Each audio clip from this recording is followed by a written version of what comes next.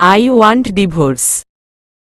একটা হাঁটুর বয়সী, অশিক্ষিত, গ্রোয়ামের গাইয়া মেয়ের সাথে একই ছাদের তলায় আমি বসবাস করতে পারব না। তুমি আমার যোগ্য না, আর না কখনো আমার যোগ্য হয়ে উঠতে পারবে। সবাই যখন আমার বউ দেখতে চাইবে, তখন লজ্জায় মাথা কাটা যাবে আমার। তোমাকে কখনো আমার বউয়ের পরিচয় সবার সামনে দাঁড় করাতে পারব। তাই আমি ডিভোর্সের সিদ্ধান্ত নিয়েছি। বাসর রাতে ঘোমটার আড়ালে থেকে কোনো পুরুষের কণ্ঠে ডিভোর্সের কথা শুনে বাকরুদ্ধ হয়ে গেল সুরা। সে অশিক্ষিত হলেও ডিভোর্সের মানে জানা আছে তার, যাকে গ্রোয়ামের মানুষেরা তালাক বলে। এই তালাক শব্দটা তার জীবন থেকে সমস্ত সুখ শান্তি কেড়ে নিয়েছে, বঞ্চিত করেছে বাবা মায়ের আদর ভালোবাসা থেকে। তার যখন 6 বছর বয়স কোনো কারণে তার বাবা মায়ের ডিভোর্স হয়ে যায়, অথচ তার বাবা মায়ের লাভ ম্যারেজ ছিল। সুরা লোকমুখে শুনতে পেত তার মা নাকি তার বাবাকে ডিভোর্স দিয়ে অন্য একটা লোকের সাথে বিয়ে করে নতুন করে সংসার পেতেছেন। সুরা ছোট হলেও বুঝতে পারত তার মায়ের নামে মন্দ কথা বলছে লোকজন, কিন্তু মুখ বুজে সহ্য করা ছাড়া আর কিছু করার ছিল না সুরার। লোকে পরামর্শ দিয়েছিল সেলিম শেখকে দ্বিতীয় বিয়ে করার, কিন্তু তিনি সুরার কথা চিন্তা করে দ্বিতীয় বিয়ে করতে অস্বীকার করেন। বাবার আদর ভালোবাসায় মা ছাড়া বেড়ে উঠতে লাগল সুরা। তার বাবা সেলিম শেখ কখনো তার চোখে পানি আসতে দেয়নি। বড্ড ভালোবাসত তার সুরাকে, কিন্তু সুরার কপালে যেন সুখ সহ্য হল না। সেলিম শেখ বিদ্যুৎ অফিসে চাকরি করত, আর সেই বিদ্যুৎই তার বাবার প্রাণ কেড়ে নেয়। বাবা মাকে হারিয়ে একা হয়ে পড়ে 6 বছরের সুরা। তার মায়ের লাভ ম্যারেজের কারণে তার নানা নানি মামাদের সাথে তাদের কোনো প্রকার সম্পর্ক ছিল না। ছোট্ট সুরা কার কাছে যাবে, কি করবে কিছুই বুঝতে পারছিল না। এমন সময় তার দুঃসম্পর্কের কাকা মনিরুল শেখ তার দিকে সাহায্যের হাত বাড়িয়ে দেয়। সুরাকে নিয়ে আসে নিজের গ্রামের বাড়িতে, কিন্তু তার ছিল অভাবের সংসার। ঠিকমতো 2 বেলা 2 মুঠো ভাতও জুটত না তার। একে তো সংসারে অভাব অনটনের মধ্যে আবার সুরাকে তাদের পরিবারে নিয়ে আসার জন্য মনিরুল শেখের স্ত্রী রহিমা বেগম যেন তেলে বেগুনে জ্বলে উঠে। তিনি অকথ্য ভাষায় গালিগালাজ করতে থাকেন মনিরুল শেখকে।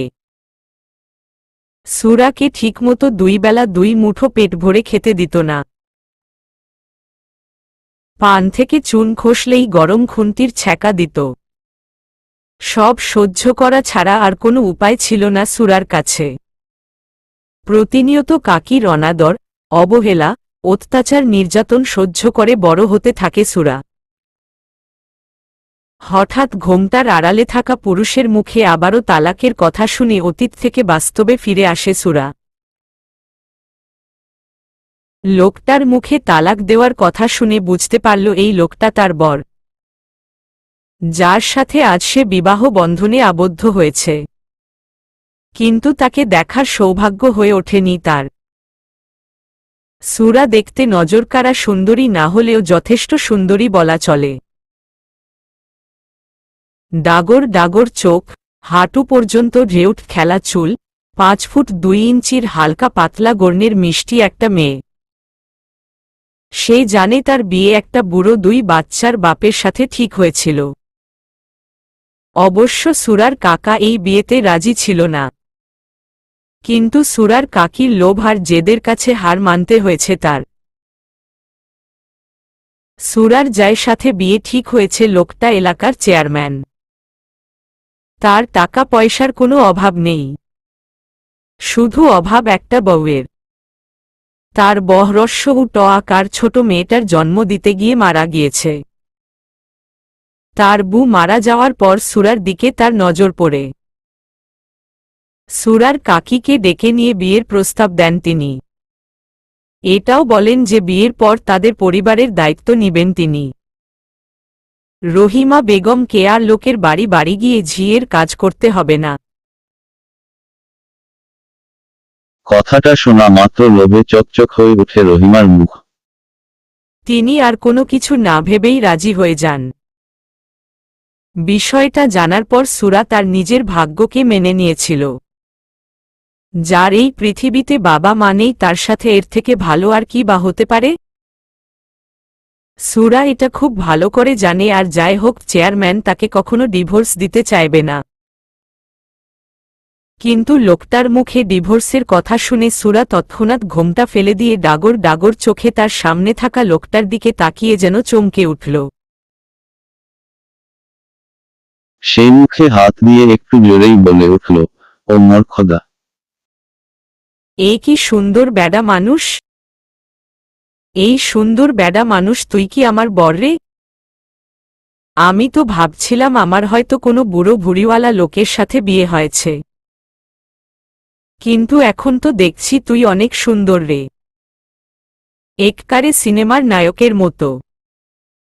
সুরার মুখে তুই তোকারি শুনে রেগে আগুন হয়ে গেল সাফায়াত দেওয়ান।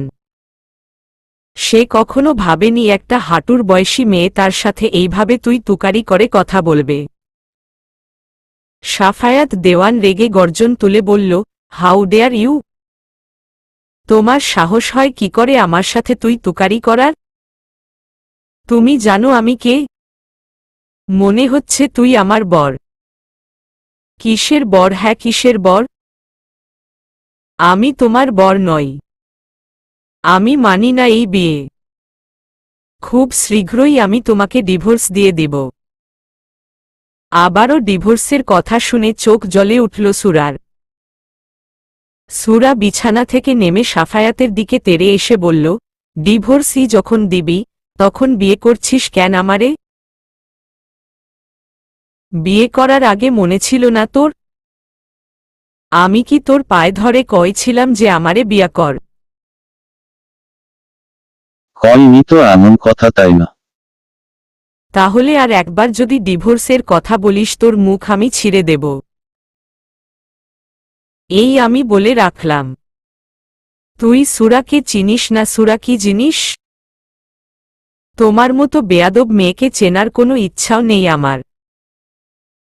সাফায়াতের কথা শুনে সুরা তৎক্ষণাৎ তার শাড়ির আঁচলের নিচে থেকে একটা ছুরি বের করে সাফায়াতের দিকে এগিয়ে যেতেই সাফায়াত বলল, আরে আরে কি করছোটা কি?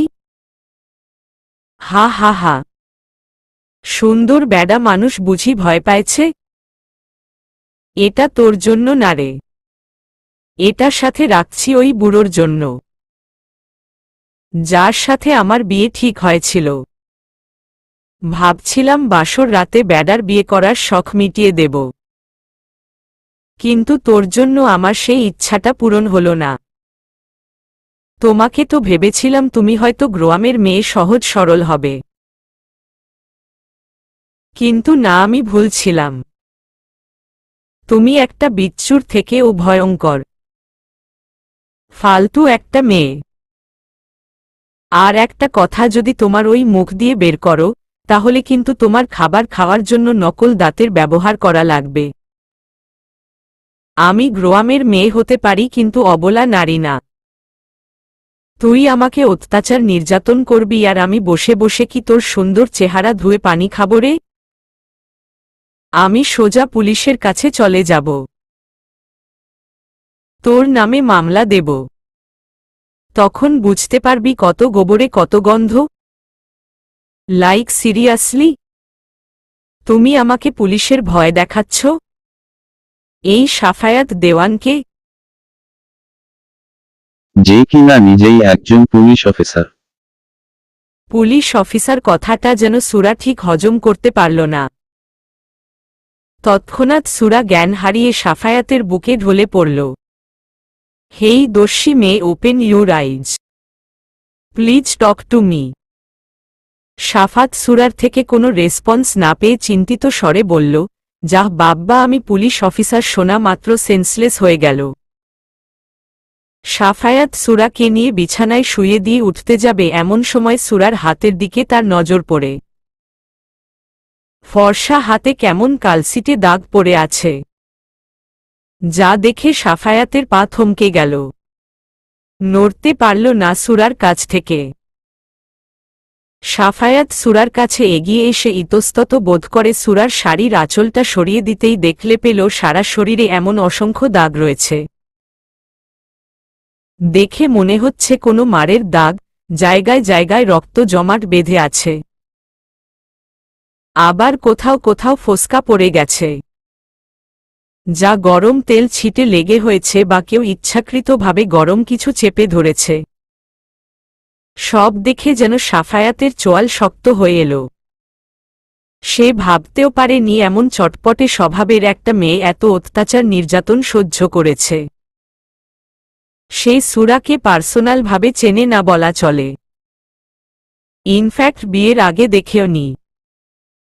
সাফায়াতের নানু খুব অসুস্থ হওয়ার সাফায়াত অফিস থেকে 3 দিনের ছুটি নিয়ে সপরিবারে গ্রোয়ামে তার নানু বাড়ি গিয়েছিল। সপরিবার বলতে তার আম্মি নাজমা দেওয়ান, বাবা শফিকুল দেওয়ান আর একমাত্র আদরের বোন নুজাইফা দেওয়ান। কিন্তু সবাই গ্রোয়ামে গিয়ে দেখে নানু একদম সুস্থ আছেন। তার নাকি মেয়ে, জামাই, নাতি নাতনি সবাইকে একসাথে দেখার ইচ্ছা জেগেছিল, তাই অসুস্থ হওয়ার মিথ্যা কথা বলে সবাইকে একসাথে করেছে। অবশ্য গ্রোয়ামে এসে মন্দ লাগে না সাফায়াতের। গ্রোয়ামে সবার সাথে 2 দিন খুব ভালো আনন্দঘন মুহূর্তের মধ্যে দিয়ে পার করে সাফায়াত। তৃতীয় দিন সাফায়াত সবাইকে গ্রোয়ামে রেখে নিজে শহরে ফেরার জন্য রেডি হয়। এমন সময় নাজমা দেওয়ান সাফায়াতের কাছে এসে বলল, আমার একটা অনুরোধ রাখবি সাফি? এমন করে বলছেন কেন আম্মি? এমনটা কখনো হয়েছে যে আমি কখনো আপনার কথার অবাধ্য হয়েছি? আমি জানি তো আমার সাফি আমাকে কত ভালোবাসে, আমার কত খেয়াল রাখো, আমার সব আবদার মেনে নেয়। তাই তো এই শেষ একটা আবদার তোর কাছে করছি, তুই প্লিজ আমাকে ফিরিয়ে দিস না। সাফায়াত নাজমা দেওয়ানকে জড়িয়ে ধরে বলল, আপনি বলুন না আম্মি, আমার কি করতে হবে? আমি কিভাবে আপনাকে খুশি করতে পারি? বিয়ে করতে হবে তোকে। একটা জীবন্ত লাশকে সুন্দর একটা জীবন উপহার দিতে হবে। আমি অনেক আশা নিয়ে তোর কাছে। প্লিজ সাফি, আমাকে ফিরিয়ে দিস না।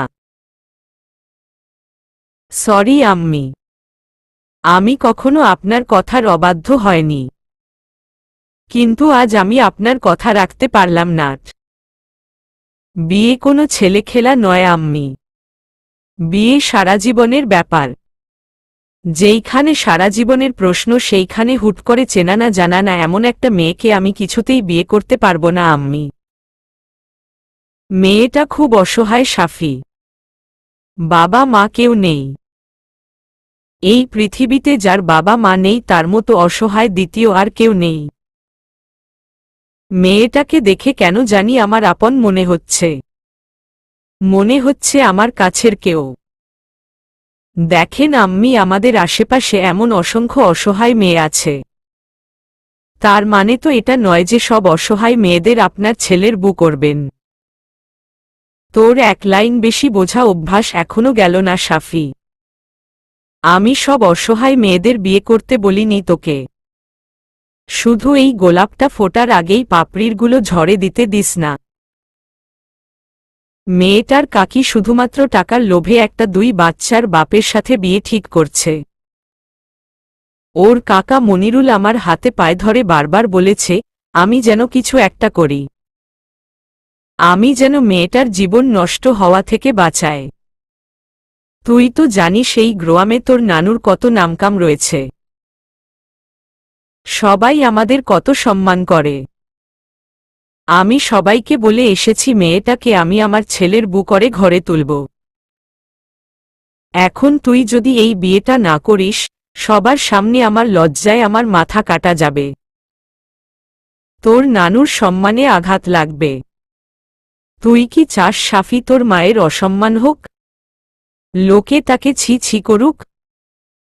সাফায়াত তার মায়ের অসহায় মুখ দেখে পারেনি বিয়েতে না করতে। একদম অপ্রস্তুতভাবে বিয়েটা হয়ে যায় তাদের। পুরনো কথা মনে হতেই নাজমা দেওয়ানের প্রতি অভিমান হয় সাফায়াতের। তিনি তাকে ইমোশনাল ব্ল্যাকমেইল করে একটা গাইয়া বিচ্ছু মেয়ের সাথে বিয়ে দিয়েছেন, যে মাত্র কয়েক মিনিটের মধ্যে তার মতো একজন পুলিশ অফিসারের অবস্থা নাজেহাল করে দিয়েছে। তার মুখ ছিঁড়ে দেওয়ার হুমকি দিয়েছে। সাফায়াত গ্লাসে পানি এসে সুরার চোখে মুখে পানির ছিটা দিয়েই সুরা সাফায়াতের হাত ধরে বলল, আমাকে দয়া করে আর মারিস না। এইভাবে মার খেতে খেতে আমি তো মরে যাব। হেইউ, আমি তোমাকে কখন মারলাম? উল্টো তুমি আমার মুখ ছিঁড়ে দিতে চেয়েছ। বিচ্ছু একটা। সুন্দর বেডা মানুষ তুই। আমি ভাবছি আমার কাকি। স্বপ্নে দেখছিলাম আমার ঘুম থেকে একটু উঠতে দেরি হয়ে গেছে, তাই কাকি আমার মুখে গরম পানি ছুঁড়ে মারছে। Don't panic. আমি তোমার কাকি না। পিকনিক। পিকনিক মানে সুরার খুব ভালো করে আছে হু। গ্রোয়ামে থাকতে কাকির হাড়ি থেকে চাল ডাল চুরি আমার বন্ধুদের সাথে কত পিকনিক করছি। অবশ্য পরে কাকির হাতে মার ও খেতে হয়েছে। তুই কি এখন আমার সাথে পিকনিক করবি? চল না সুন্দর বেডা মানুষ, আমরা পিকনিক করি। অনেক দিন চাল ডাল চুরি করে পিকনিক খাওয়া হয় না। ওহ গড, এ কার পাল্লায় পড়লাম আমি? আমি বললাম প্যানিক, আর সে শুনেছে পিকনিক। যাই হোক, তুমি পুলিশের কথা শুনে অজ্ঞান হয়ে গেলে কেন? তুই কোনো পুলিশ না, তাই না রে? আমাকে মিথ্যে পুলিশের ভয় দেখাইছিস তুই? তোমাকে মিথ্যা কেন বলতে যাব আমি? আমি সত্যিই একজন পুলিশ অফিসার। তাই আমার সাথে কোনো প্রকার ঝামেলা করলে আমি সোজা তোমাকে জেলে ঢুকিয়ে দিব। আল্লাহ গো, এইডা আমার কি সর্বনাশ হইল গো। আমি যদি জানতাম আমার পুলিশের সাথে বিয়ে হচ্ছে, আমি কিছুতেই এই সুন্দর বেডা মানুষ রে বিয়ে করতাম না। প্রয়োজনে ওই বুইরা বেডার বউ হতাম। সুরা মাথা চাপড়াতে চাপড়াতে বলল, আল্লাহ গো, আমার আন্ডা বাচ্চাগুলো লুলা হবে গো। এ কি হয়ে গেল আমার জীবনে? আন্ডা বাচ্চার কথা শুনে কাশি উঠে গেল সাফায়াতের। সে বিরক্ত হয়ে বলল, কি সব আবোলতাবোল বকছ তুমি? আবোলতাবোল বকছি না রে সুন্দর বেডা মানুষ। আমার বন্ধুদের থেকে শুনছি পুলিশ নাকি খুব খারাপ হয়, সবাইকে ধরে ধরে খুব মার মারে, আর মানুষের অভিশাপে তাদের ছেলে মেয়ে লুলা হয়। হায় আল্লাহ, আমি তো লুলা পোলাপাইনের মা হয়ে যাব গো। এই সমাজ পুলিশ সম্পর্কে অত্যন্ত বাজে ধারণা নিজেদের মধ্যে পুষে রাখে। তারা সবসময় পুলিশের নেগেটিভ দিকগুলো তুলে ধরে। তারা দেখতে পায় পুলিশ একটা লোককে মারছে, কিন্তু কেন মারছে, সে কি অপরাধ করেছে, এটা কখনো জানতে চায় না। আমরা এটা জানি, হিংস্র জীবজন্তু যাদের মানুষের মতো বোধবুদ্ধি নেই। তবুও তারা ততক্ষণ না একজন মানুষের উপর আক্রমণ করে যতক্ষণ না মানুষ তাকে আঘাত করে। যেইখানে জীবজন্তু কোনো কারণ ছাড়া কাউকে আঘাত করে না, সেইখানে একজন বোধবুদ্ধি সম্পূর্ণ পুলিশ অফিসার কেন নিরীহ মানুষের উপর অত্যাচার করবে? পুলিশের কাজ নাগরিকদের সুরক্ষা নিরাপত্তা প্রদান করা। এই পুলিশের জন্যই সাধারণ জনগণ নিরাপদে চলাচল করতে পারে। এমনকি ঈদের দিন যখন সবাই নিজেদের পরিবার আপনজন নিয়ে আনন্দ উল্লাসে মেতে ওঠে, তখন সেই পুলিশ নিজের আনন্দ উৎসব বিসর্জন দিয়ে সাধারণ জনগণকে পাহারা দেয়, যেন তাদের আনন্দ উৎসবে কোনো ত্রুটি না হয়। নিজের প্রাণের ঝুঁকি নিয়ে অন্যদের বিপদে ঝাঁপিয়ে পড়ে তারা। এসব কাদের জন্য করে পুলিশ? সাধারণ জনগণের মুখে হাসি ফোটানোর জন্য। কিন্তু দিন শেষে পুলিশের বদনাম ছাড়া সুনাম হয় না। এসব কথা সুরাকে বলতে গিয়ে নিজের মধ্যে রেখে দেয় সাফায়াত। কারণ সে জানে সুরা তিলকে তাল বানাতে খুব এক্সপার্ট। কিছু একটা ভাবে সাফায়াত নিজের ফোন সুরাকে দেখিয়ে বলল, তুমি এতক্ষণ পুলিশের নামে যে খারাপ খারাপ কথাগুলো বলছো সেগুলো আমি ফোনে রেকর্ড করে রেখেছি। এরপর যদি আর একটাও বাজে কথা বলো না আমি প্রমাণসহ তোমাকে জেলে ভরে দিব। এখন আর একটা কথাও না বলে চুপচাপ বিছানায় শুয়ে পড়ো। তুই কোথায় যাচ্ছিস আমাকে ছেড়ে? আমি পাশের রুমে যাচ্ছি। তোমার মতো একটা মেয়ের সাথে একই বিছানায় জাস্ট ইম্পসিবল বলে সাফায়াত রুমের বাইরে পা রাখার আগেই সুরা এসে তাকে পেছনে থেকে জড়িয়ে ধরল। তুই আমাকে একা রেখে যেতে পারিস না সুন্দর বেডা মানুষ। আমার একা থাকতে ডর লাগে। আমি তো কখনো একা একটা বিছানায় থাকিনি। আমার সাথে মলি আপা থাকত। আমি একা একা থাকলে যদি পেতমি এসে আমার ঘাড় মোটকে দেয়, যদি আমার গোশত খেতে হাড্ডিগুলো ফেলে দিয়ে যায়, তখন আমার কি হবে সুন্দর বেডা মানুষ? সাফায়াত কখনো ভাবতে পারেনি সুরা এইভাবে দুহাতে তাকে জড়িয়ে ধরবে। সাফায়াত বিরক্ত হয়ে সুরার থেকে নিজেকে ছাড়িয়ে নিয়ে বলল, তোমার সাহস দেখে আমি সত্যিই অবাক হয়ে যাচ্ছি। আমাকে জড়িয়ে ধরার সাহস হয় কি করে তোমার? জড়িয়ে ধরছি তো কি হয়েছে? তোর শরীরের এক অংশ খোসেট পড়ে গেছে নাকি ঝলসে গেছে? জড়িয়ে ধরছি বেশ করছি। আমার পাড়ার দাদিরা বলছে বরকে জড়িয়ে ধরতে হয়, চুমা দিতে হয়, আরও কত কি বলছে। আর একটা কথা যদি তোমার মুখ থেকে বের হয় আমি সোজা তোমাকে জেলে ভরে দিয়ে আসব। বেয়াদব মেয়ে কোথাকার। যাও গিয়ে শুয়ে পড়ো। এটা শহর। তোমাদের গ্রামের মতো সস্তা ভূত পেতমি আমাদের এইখানে থাকে না। আর যদি পেতমি থেকে থাকে সে মানুষের ঘাড়ে ভর করবে, কোনো পেতমির ঘাড়ে নয়। পেতমিদের ঘাড়ে কটা মাথা আছে যে সে আর একটা পেতমির ঘাড়ে ভর করবে? খোঁচা দাকি তুই আমারে দিল সুন্দর বেডা মানুষ। তুই ঠিক কি বোঝাতে চাইছিস? আমি পেতমি? অশিক্ষিত হলেও বুদ্ধিমতী আছো তুমি। এখন দয়া করে নিজে ঘুমাও আর আমাকে ঘুমোতে দাও। তুই এই ঘরে থাক না রে সুন্দর বেডা মানুষ।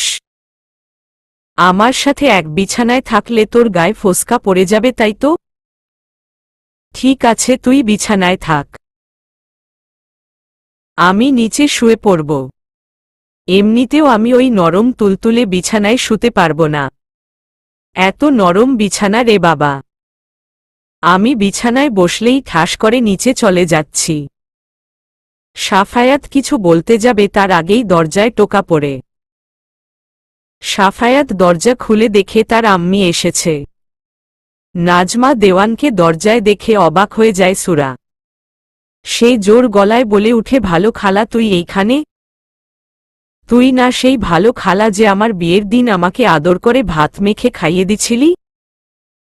আমি তো ভাবছিলাম তুই বরের পক্ষের কেউ, তাই আমাকে এত আদর করছিলি। তুমি ঠিক ধরেছ সুরা, আমি বরের পক্ষের লোক। কিন্তু আমার তো বুড়ো চেয়ারম্যান এর সাথে বিয়ে হয়নি। এই যে সুন্দর বেডা মানুষ দেখছিস ও আমার বর রে বর। আমার বর অনেক সুন্দর না বল? এজন্যই আমি ওর নাম দিছি সুন্দর বেডা মানুষ। তোমার ওই সুন্দর বেডা মানুষের মা আমি। এটা আমার বাড়ি। আর আজ থেকে তোমার ও বাড়ি। আমি শুধু তোমার সুন্দর বেডা মানুষের মা না, আমি তোমার ও মা। এখন থেকে আমাকে ভালো খালা নয় মা বলে ডাকবে কেমন? সুরার কি হলো কে জানে, দৌড়ে গিয়ে নাজমা দেওয়ানের বুকে ঝাঁপিয়ে পড়ল।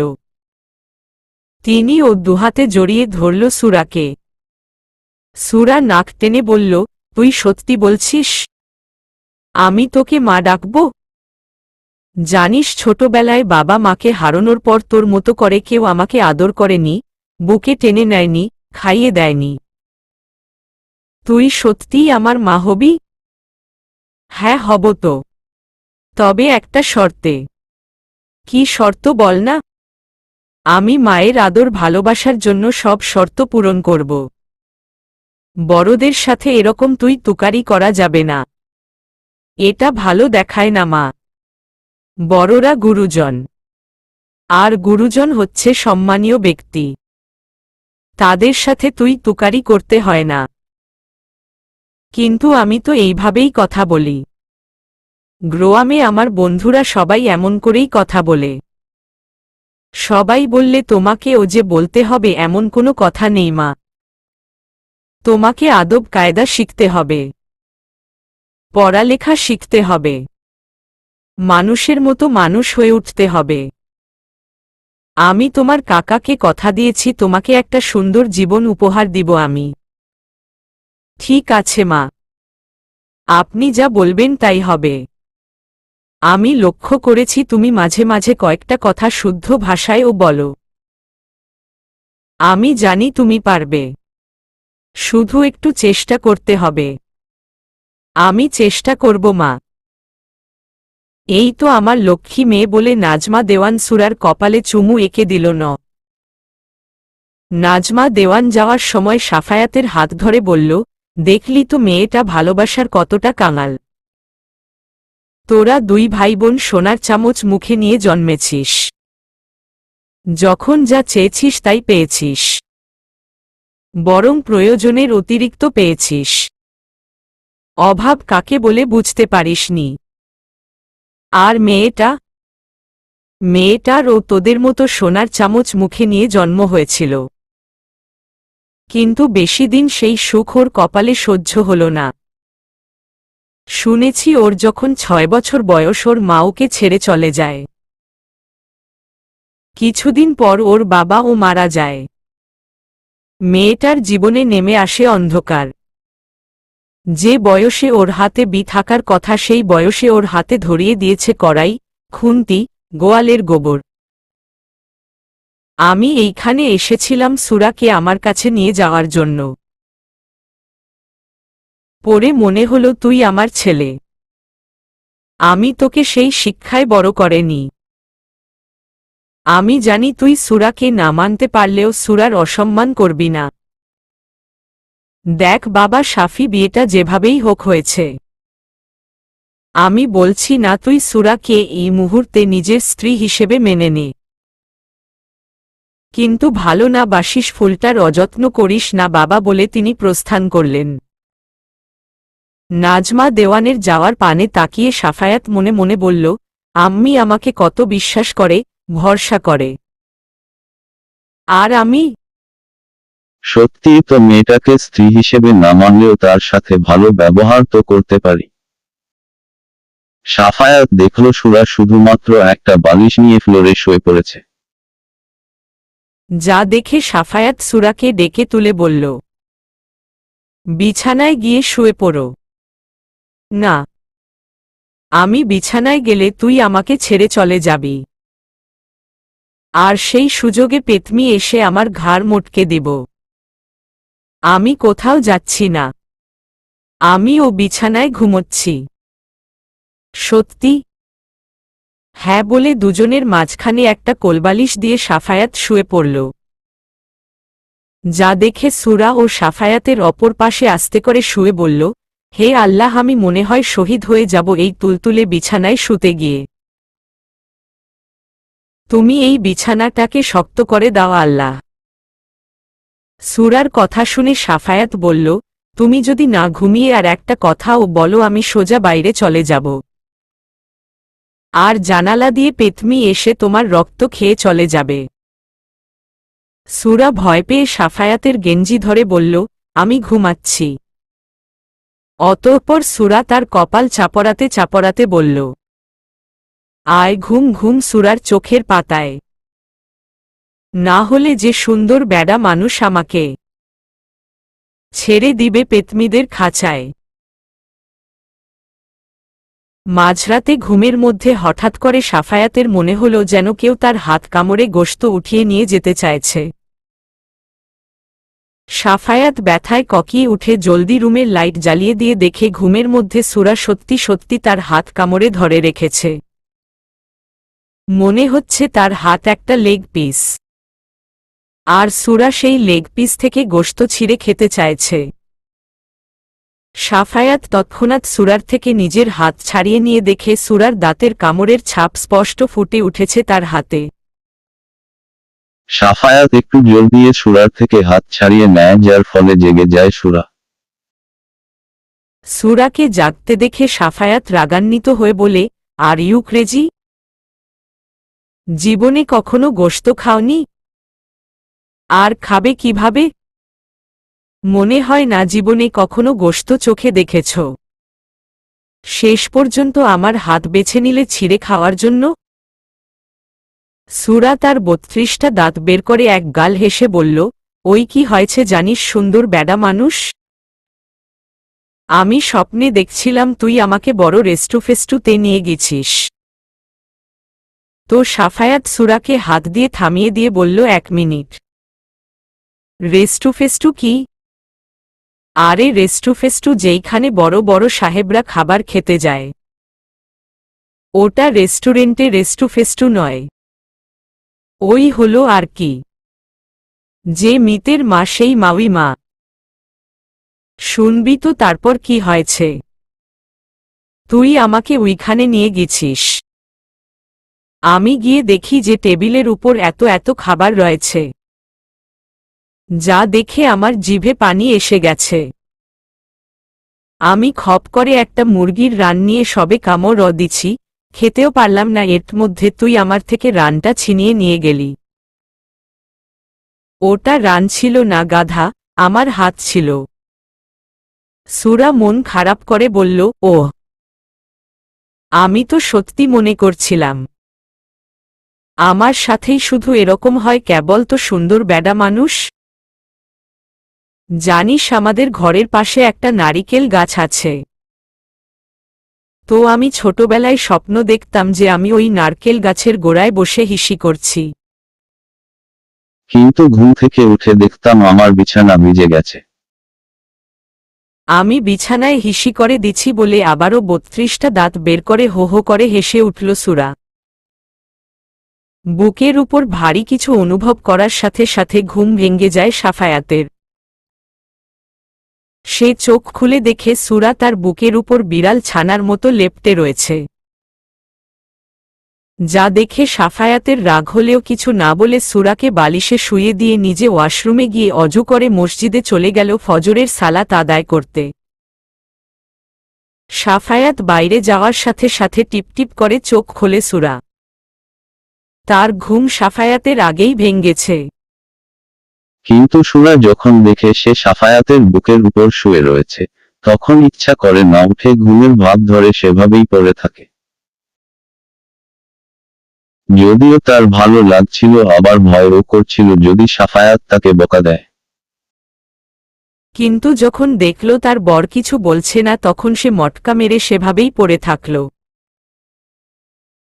আর সাফায়াতকে বাইরে যেতে দেখে সে লাফ দিয়ে উঠে ওয়াশরুমের দিকে যেতে যেতে বলল, গতরাতে মাজেদা খালা বলেছে এটা কলঘর, আর বড়লোকদের ভাষায় কি জানি বলছিল। ও হ্যাঁ, মনে পড়িছে, ওষার রুম।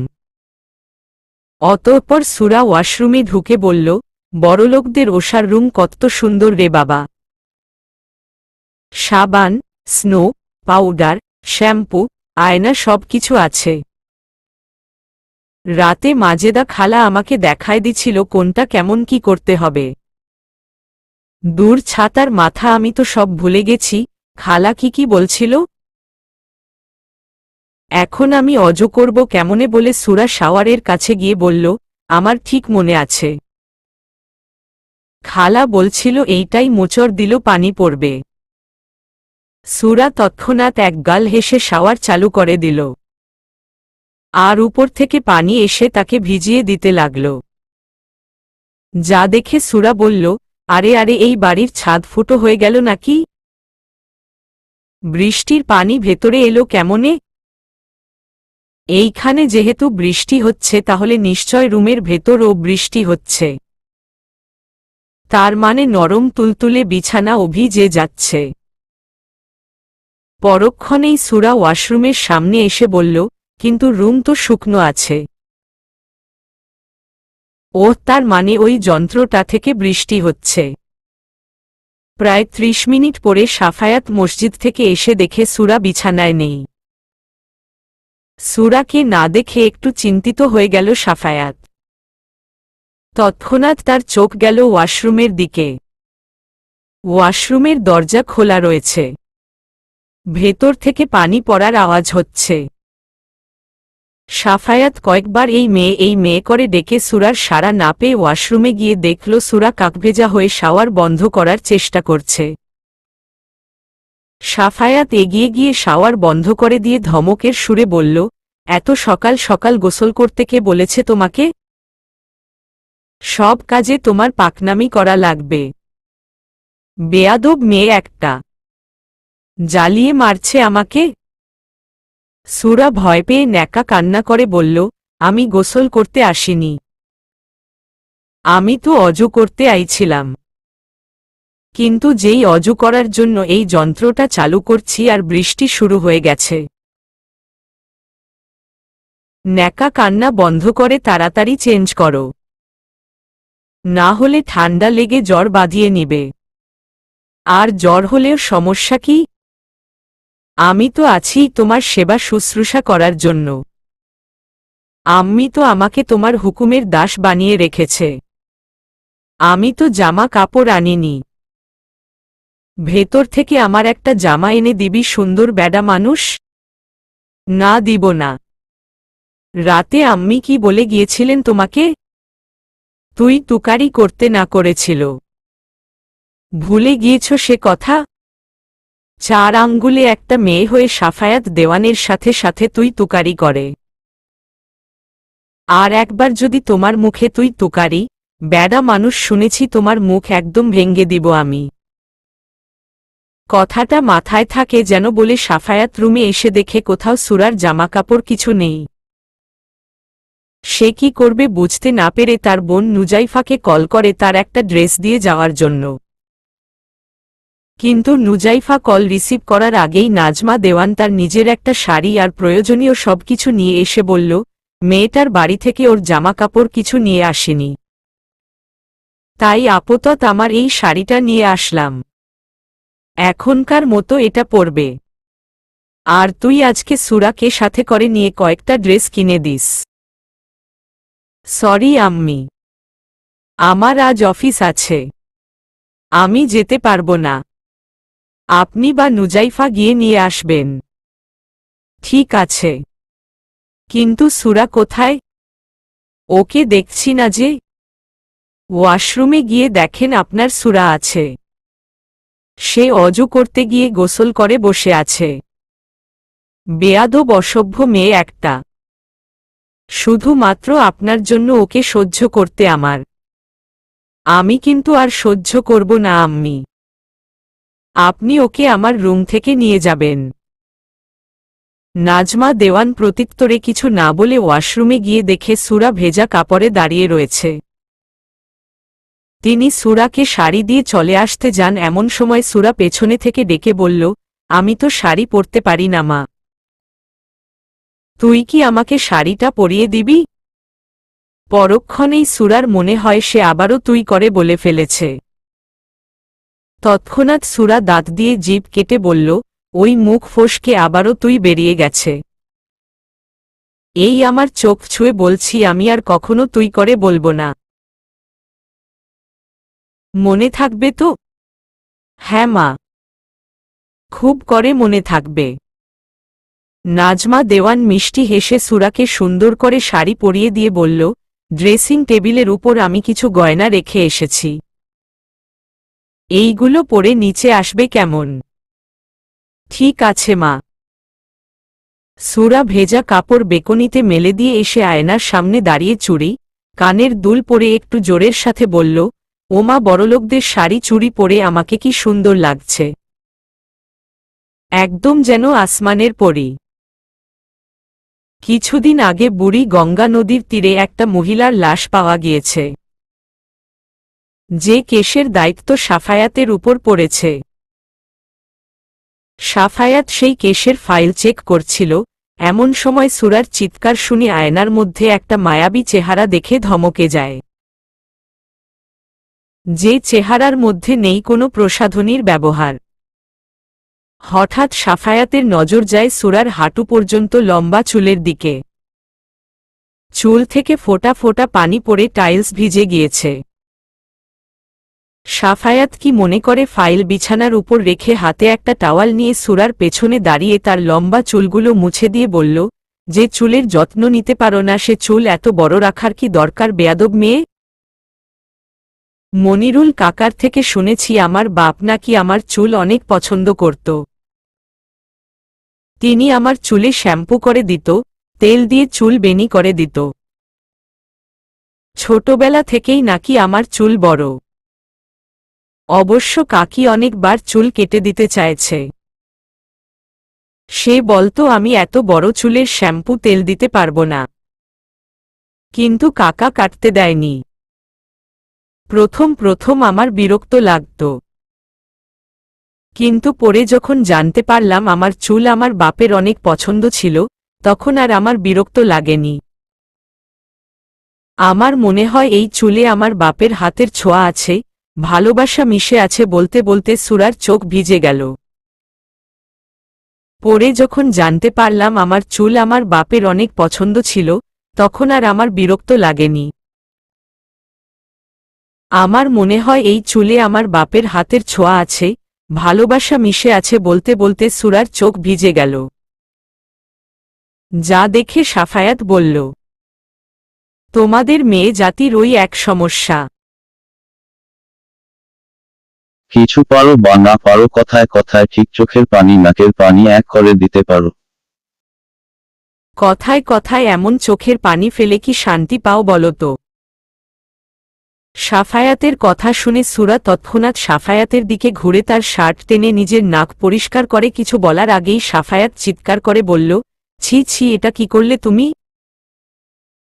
নাক পরিষ্কার করার জন্য আর কিছু পেলে না বেয়াদব মেয়ে? এমন ভাব করছেন যেন আমি আপনার শার্ট দিয়ে নাক নয় হাগু পরিষ্কার করছি। নাকে তো শুধু পানি থাকে, একটু পানি মুছেছি তো কি এমন হয়েছে? সাফায়াত প্রত্যুত্তরে কিছু না বলে রাগে গজগজ করতে করতে ওয়াশরুমে চলে গেল। তার যাওয়ার পানে তাকিয়ে সুরা বলল, যাহ বাব্বা, আমি তো তার সাথে তুই তুকারি করিনি। তাহলে ব্যাডা এমন রাগ করল কেন? আমি কি খারাপ কিছু বলছি বা করছি? আমাকে কি তোমার মানুষ মনে হয় না নাজমা? তোমাকে কতবার বললাম এমন একটা গাইয়া অশিক্ষিত মেয়ের সাথে সাফির বিয়ে দিয়ে ছেলেটার জীবন নষ্ট করে দিও না। কিন্তু তুমি তো আমাকে মানুষ বলেই মনে করো না। আমার কথার কোনো মূল্য আছে তোমার কাছে? সাফি যেমন তোমার ছেলে তেমনি আমারও ছেলে। ওর জীবনের সিদ্ধান্ত নেওয়ার অধিকার শুধু তোমার একার নয়, আমারও আছে। একে তো তুমি বিয়েটা দিয়ে মস্ত বড় একটা ভুল করেছ, এখন আবার চাইছ সেটা ঢাক ঢোল পিটিয়ে পুরো শহরের মানুষকে জানাতে। তাদেরকে এটা জানতে চাইছ যে শহরের নামকরা একজন বিজনেসম্যান শফিকুল দেওয়ানের একমাত্র ছেলে সাফায়াত দেওয়ান একজন গাইয়া অশিক্ষিত মেয়েকে বিয়ে করে নিয়ে এসেছে। দেখ নাজমা, তুমি খুব ভালো করে জানো এই সমাজে আমার যথেষ্ট নামকাম আছে। সবাই যখন জানবে আমার একমাত্র ছেলের বউ একটা গাইয়া অশিক্ষিত, তখন সমাজে আমি মুখ দেখাতে পারব না। লোকে ছি ছি করবে আমাকে। এত অহংকার তোমার? সমাজের লোকেদের দিয়ে তুমি কি করবে? সমাজ আমাদের খেতে পড়তে দিবে না। আজ সমাজের দোহাই দিয়ে তুমি মেয়েটাকে হেয় করে দেখছ, তাকে তুচ্ছতাচ্ছিল্য করছো। তবে আমি ও বলে রাখি, আজ তুমি যে মেয়েটার জন্য সমাজে মুখ দেখাতে পারছ না, সমাজের সামনে তার পরিচয় করিয়ে দিতে চাইছ না, তাকে দূরে ঠেলে দিচ্ছ, একদিন সেই মেয়েটাকে তুমি বুকে টেনে নিবে, তাকে নিয়ে তুমি গর্ববোধ করবে। পুরো শহরের মানুষকে জানাবে এই গাইয়া অশিক্ষিত মেয়েটা তোমার একমাত্র ছেলের বউ। চ্যালেঞ্জ করছো আমাকে? ধরে নাও, চ্যালেঞ্জই করলাম। আমি মেয়েটাকে এমনভাবে তৈরি করব যে তুমি তাকে গাইয়া অশিক্ষিত বলতে গেলেও তোমার 10 বার ভাবতে হবে। আমি সত্যিই ভাবতে পারিনি তুমি এতটা নীচ মনের। মনুষ্যত্ববোধ একজন মানুষের বড় পরিচয়। তোমার মধ্যে সেই মনুষ্যত্ববোধটুকু নেই। তুমি একটা বাইরের মেয়ের জন্য আমাদের মধ্যে দূরত্ব সৃষ্টি করছো নাজমা। সুরা বাইরের মেয়ে নয়, ও এই বাড়ির একমাত্র ছেলের বউ। আর সুরাকে নিয়ে যদি তোমার এতই সমস্যা থাকে আমি বাধ্য হব মেয়েটাকে নিয়ে অন্যত্র চলে যেতে। সুরা সুন্দর করে সেজেগুজে নিচে আসতে যাচ্ছিল, এমন সময় উপর থেকে নাজমা দেওয়ান আর শফিকুল দেওয়ানের কথা কাটাকাটি দেখে তার পা থমকে যায়। সুরা নাজমা দেওয়ানকে চিনলেও শফিকুল দেওয়ানকে চিনে না। তবে তার কথার ধরন দেখে বুঝতে পারে এটা তার শ্বশুর, যে তাকে তার পুত্রবধূ হিসেবে মানতে নারাজ। সুরার তার শ্বশুর শাশুড়ির মধ্যে কথা কাটাকাটি দেখে আর সাহস হয় না নিচে যাওয়ার। সুরা চোখের পানি মুছে নিজের রুমের দিকে পা বাড়ানোর আগেই নুজাইফা সুরাকে পেছনে থেকে জড়িয়ে ধরে বলল, শুভ সকাল ভাবিমণি। আমাকে চিনতে পারছ তো? আম্মির সাথে আমিও তোমাদের বাড়িতে গিয়েছিলাম। তখন অবশ্য তোমার সাথে আমাদের কোনো সম্পর্ক ছিল না, কিন্তু এখন তুমি আমার 10টা না 5টা না একটা মাত্র মিষ্টি ভাবি লাগো। অবশ্য আমরা দুইজন সমবয়সী, তাই তোমাকে আমি তুমি করে বলবো কেমন? সুরা মুখে কিছু বলল না, শুধু মাথা নাড়িয়ে সম্মতি দিল। নুজাইফা বুঝতে পারল সুরার মন খারাপ। সে সুরার মন ভালো করার জন্য বলল, আচ্ছা তুমি এত কিউট কেন বলো তো? আমি যদি ছেলে হতাম আমি তোমাকেই বিয়ে করতাম। ভাইয়া তোমাকে দেখে নিশ্চয় মুগ্ধ হয়ে তাকিয়েছিল। আচ্ছা বলো না, তোমাদের বাসর রাতে কি কি হয়েছে? ভাইয়া তোমাকে নিশ্চয় অনেক আদর সোহাগ করেছে। তৎক্ষণাৎ সুরা নিজের খোলস থেকে বেরিয়ে বলল, জানো রাতে কি হয়েছে? আমি কিভাবে জানবো তোমাদের বাসর রাতে কি হয়েছে? আমি গোমরা মুখ পুলিশের হাত কামড়ে দিয়েছি বলে হো হো করে হেসে উঠল সুরা। গোমরা মুখ পুলিশ? তাকে আমি একটা ভালো নাম দিছিলাম, সুন্দর বেডা মানুষ, কিন্তু তার এই নাম পছন্দ হয়নি, তাই তো আবার নতুন করে গোমরা মুখ পুলিশ রাখছি। ভালো হয়েছে না? নুজাইফা বুঝতে পারল মেয়েটা অনেক সহজ সরল। সে বলল, হ্যাঁ ভাইয়ার সাথে গোমরা মুখ পুলিশ নামটা একদম পারফেক্ট হয়েছে। আর তোমাকেও ভাইয়ার সাথে দারুণ মানিয়েছে, যাকে বলে মেড ফর ইচ আদার। এটা আমার মন রাখতে বলছো তাই না? আমি অশিক্ষিত হলেও এতটুকু বুঝতে পারছি যে আমি তোমার ভাইয়ার যোগ্য না। কোথায় তোমার ভাইয়া আর কোথায় আমি? আমি তো তোমাদের বাড়ির কাজের লোক হওয়ারও যোগ্যতা রাখি না। এইভাবে বলছো কেন ভাবিমণি? কেউ কি তোমাকে কিছু বলেছে? ভাইয়ার হয়তো একটু রাগ হয়েছে, কিন্তু আমার ভাইয়া এমন নয় যে কোনো মেয়েকে অসম্মান করবে, তার গায়ে হাত তুলবে। আমার জন্য তোমাদের পরিবারে অশান্তি শুরু হয়েছে, শুধুমাত্র আমার জন্য শ্বশুর শাশুড়ির মধ্যে ঝগড়া হয়েছে। তবে এটা দেখে আমার ভালো লাগছে যে মনিরুল কাকার পরে কেউ একজন আমার জন্য ভাবে, আমার জন্য নিজের বরের মুখে মুখে তর্ক করছে। ও শুধুমাত্র আম্মি তোমার আপন হয়ে গেল, আমি তোমার কেউ নই। সুরা কিছু বলতে যাবে তার আগেই মাজেদা এসে বলল, ননদ ভাবিতে মিলে কি গল্প হচ্ছে শুনি?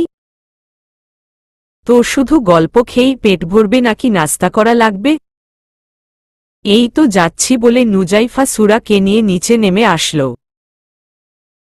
সুরাকে দেখে নাজমা দেওয়ান বুকে টেনে নিয়ে কপালে চুমু দিয়ে বলল, যাও মা, টেবিলে গিয়ে বসো। আমি খাবার বেড়ে দিচ্ছি। তুমি কি কি খেতে পছন্দ করো আমাকে বলবে কেমন? আমি নিজে হাতে তোমার পছন্দের রান্না করে দিব। ঠিক আছে মা বলে সুরা চেয়ারে বসে সবে এক টুকরো পরোটা মুখে দিয়েছে এমন সময় শফিকুল দেওয়ান ডাইনিং টেবিলে উপস্থিত হয়। যা দেখে সুরা একটু ভীত হয়ে চেয়ার ছেড়ে উঠে তার খাবারের প্লেট নিয়ে ফ্লোরে বসে খাওয়া শুরু করে।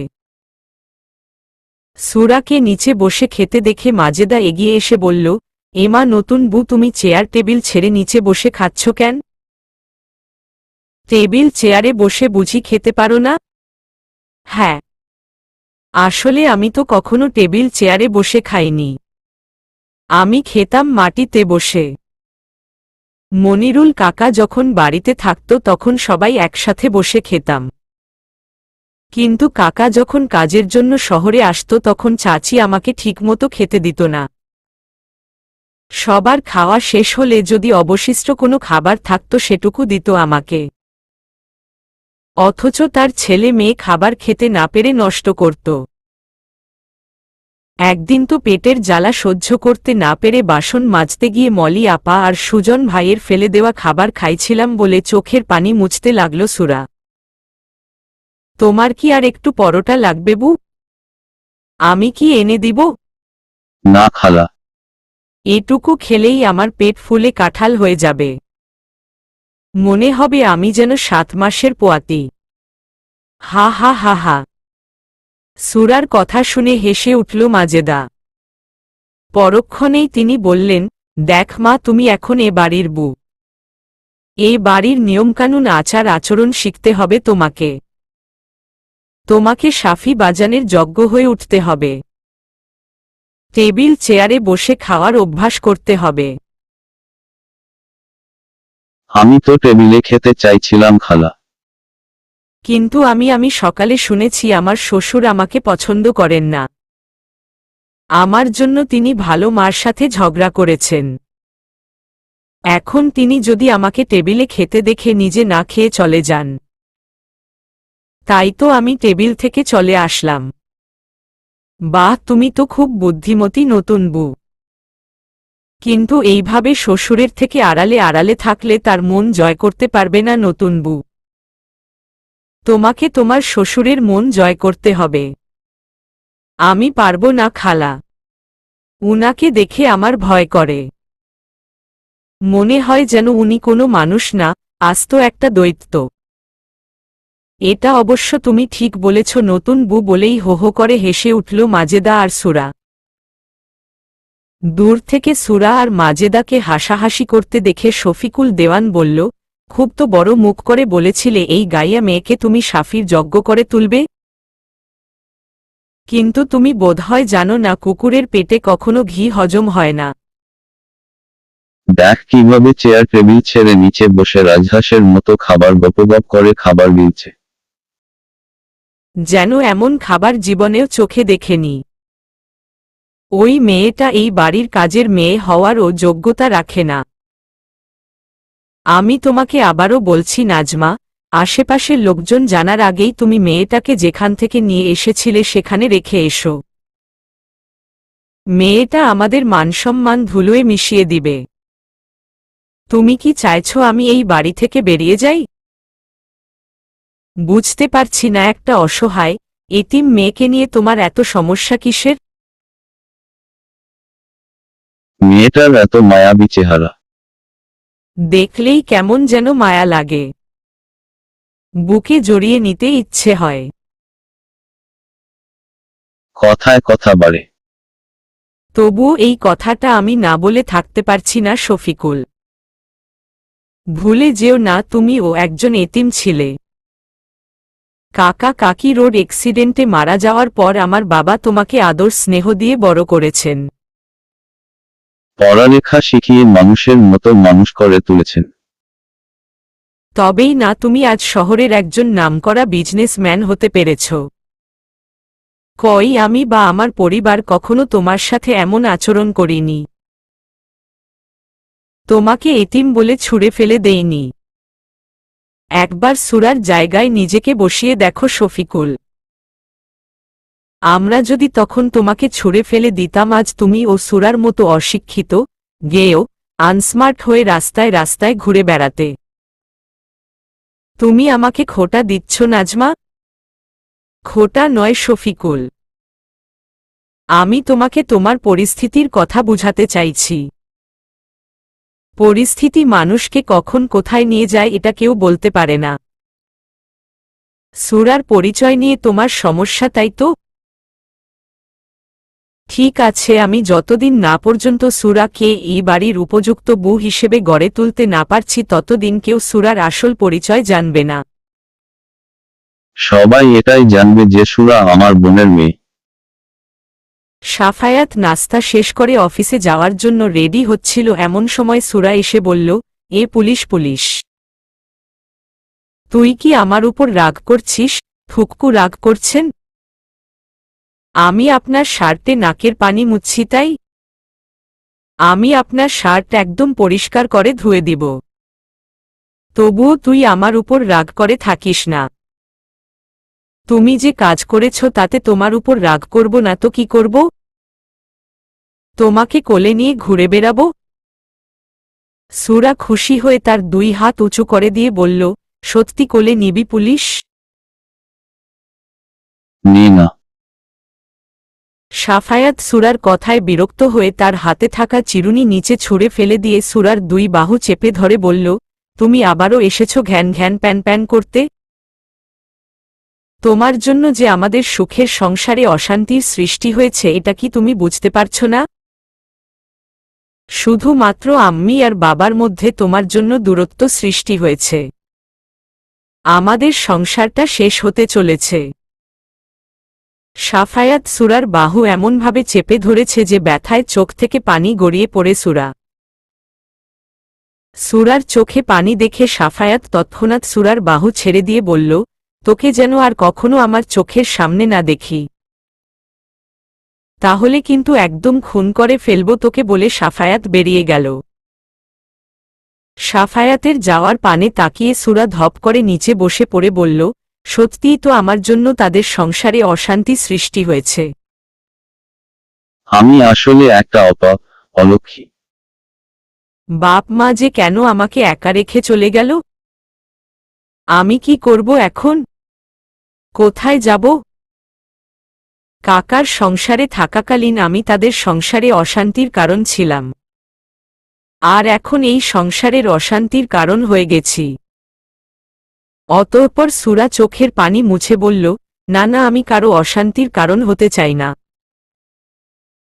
আমি চাই আমার পুলিশ বর, ভালো শাশুড়ি, দৈত্য শ্বশুর সবাই ভালো থাকুক বলে সুরা নিচে এসে দেখল দরজা খোলা রয়েছে অথচ নিচে কেউ নেই। সবাই হয়তো যার যার রুমে রয়েছে। সুরা কোনো কিছু না ভেবে তৎক্ষণাৎ বাড়ি থেকে বেরিয়ে পড়ল। সে জানে না তার গন্তব্যে কোথায়। সে হাঁটতে হাঁটতে শহরের মধ্যে চলে আসে। শহরে এত গাড়ি দেখে সুরার হাত পা কাঁপতে থাকে। সকাল সকাল সাধারণত যানজট সমস্যার সৃষ্টি হয়। সবাই তাড়ায় আছে তাদের নিজেদের গন্তব্যে সময় মতো পৌঁছানোর জন্য। সুরার দিকে কারো কোনো খেয়াল নেই। সে বুঝতে পারছে না কোনো দিক থেকে কোনো দিকে যাবে। হঠাৎ সুরার খেয়াল হয় সাফায়াত রাস্তার অপর প্রান্তে পুলিশের ইউনিফর্ম পরে গাড়ি নিয়ে দাঁড়িয়ে কারো সাথে কথা বলছে। যা দেখে সুরার মুখে এক চিলতে হাসি ফুটে ওঠে। মুহূর্তের মধ্যে সুরা ভুলে যায় তার পুলিশ বরের করা অপমানের কথা।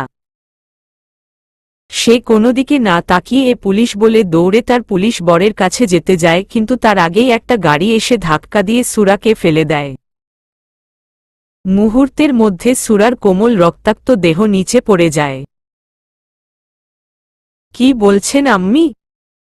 মেয়েটাকে পাওয়া যাচ্ছে না মানে কি? আমি তো বাড়ি থেকে আসার সময় আমার রুমে দেখে এসেছিলাম। হ্যাঁ রে শাফি, কোথাও সুরাকে পাওয়া যাচ্ছে না। আপনি মেয়েটাকে চিনতে পারেননি আম্মি? আস্ত একটা বিচ্ছু মেয়ে। দেখেন কোথাও মটকা মেরে পড়ে রয়েছে। তুই সুরাকে চিনতে না পারলেও আমি তাকে চিনতে ভুল করিনি। মেয়েটা একদম ঘাঁটি সোনা।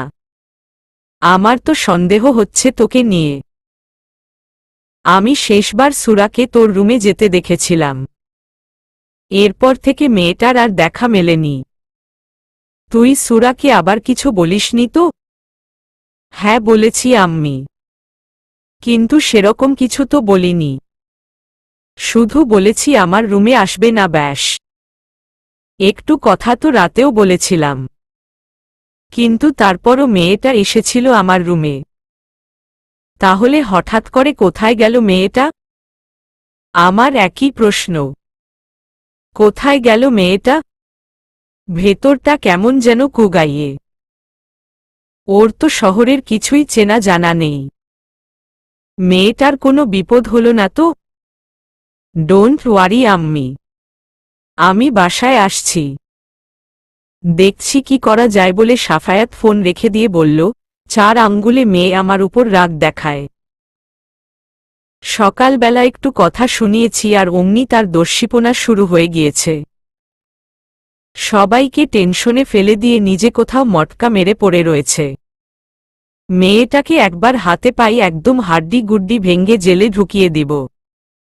অসভ্য, বেয়াদব একটা মেয়ে জ্বালিয়ে মারছে আমাকে। রাগে গজগজ করতে করতে সাফায়াত গাড়িতে উঠতে যাবে তার আগেই একজন কনস্টেবল এসে বলল, স্যার রাস্তার অপর প্রান্তে একটা মেয়ের অত্যন্ত বাজেভাবে অ্যাক্সিডেন্ট হয়েছে। হাত মনে হয় একদম লুলা হয়ে গিয়েছে, ব্লিডিং হচ্ছে প্রচুর। কিন্তু অপরিচিত একটা মেয়েকে কেউ হসপিটালে নিয়ে যেতে চাইছে না। তুমি এক কাজ কর শাকিল, অ্যাম্বুলেন্স কল করো আর মেয়েটাকে হসপিটালে নিয়ে যাও। আর মেয়েটার পরিবারের সদস্যদের খবর দাও। স্যার ছোট মাউথে একটা বিগ কথা বলছি। আপনি এমনভাবে বলছেন যেন মেয়েটা আমার ম্যারিড করাবো। আমি যাব আর আমার শ্বশুর শাশুড়িকে খবর দিয়ে বলবো যে আপনার মেয়ের অ্যাক্সিডেন্ট হয়েছে। আরে স্যার মেয়েটার পরিবারকে আমি কোথায় খুঁজে পাব? রাবিশ আগে তাকে নিয়ে হসপিটালে নিয়ে তো যাও। তারপর মেয়েটার ব্যাপারে খোঁজ নিয়ে তার পরিবারকে ইনফর্ম করো বলে সাফায়াত নিজের বাড়ির উদ্দেশ্যে রওনা হল। সাফায়াত বাড়িতে এসে কলিং বেল দেওয়ার সাথে সাথে নাজমা দেওয়ান দরজা খুলে দিল। যেন সাফায়াতের অপেক্ষায় ছিলেন তিনি। সাফায়াতকে দেখা মাত্র সাফায়াতের বুকে ঝাঁপিয়ে পড়ে বললেন, মেয়েটা কোথায় চলে গেল রে সাফি? মেয়েটার দায়িত্ব নিয়েছিলাম আমি। আমি ওর কাকা মনিরুলকে কি জবাব দিব? গ্রোয়ামের লোকেদের সামনে মুখ দেখাবো কি করে? আপনি সব জায়গায় ঠিক করে দেখেছেন তো? হ্যাঁ, আমি বাড়ির প্রতিটি কোণা দেখেছি। কোথাও সুরা নেই। আর না আমরা কেউ সুরাকে বাড়ির বাইরে যেতে দেখেছি। আম্মি প্লিজ আপনার কান্না বন্ধ করুন। এই জিনিসটা আমার খুব বিরক্ত লাগে। চলুন আমি বাড়ির বাইরের সিসি ক্যামেরার ফুটেজ চেক করে দেখছি। তাহলে জানা যাবে মেয়েটা বাইরে গিয়েছে কিনা। সাফায়াত সিসি ক্যামেরা চেক করে দেখে সুরা সত্যি সত্যিই সবার চোখে ধুলো দিয়ে বাড়ি থেকে বেরিয়ে গিয়েছে। যা দেখে সাফায়াত বলল, দেখেছেন আম্মি আপনার আদরের সুরার কাণ্ডকারখানা? ওকে একবার আমি হাতের কাছে পাই ওর ঠ্যাং ভেঙ্গে রুমের মধ্যে বসিয়ে রাখব। এই আমি বলে দিল আম্মি। নাজমা দেওয়ান তাচ্ছিল্যের হাসি হেসে বলল, কোনো অধিকারে সুরার ঠ্যাং ভাঙতে চাইছিস সাফি? শাসন করার জন্য একটা অধিকার লাগে। তোর কি আদৌ সেই অধিকার আছে?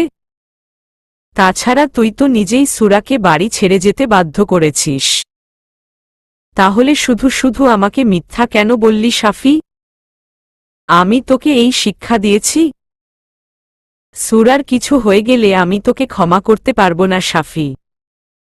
আপনি আমাকে ভুল বুঝছেন আম্মি। আমি কেন মেয়েটাকে বাড়ি ছেড়ে যেতে বাধ্য করব? তুই যদি কিছু না বলিস তাহলে কি মেয়েটা এমনি এমনি বাড়ি ছেড়ে চলে গেল? সুরা গ্রোয়ামের সহজ সরল মেয়ে।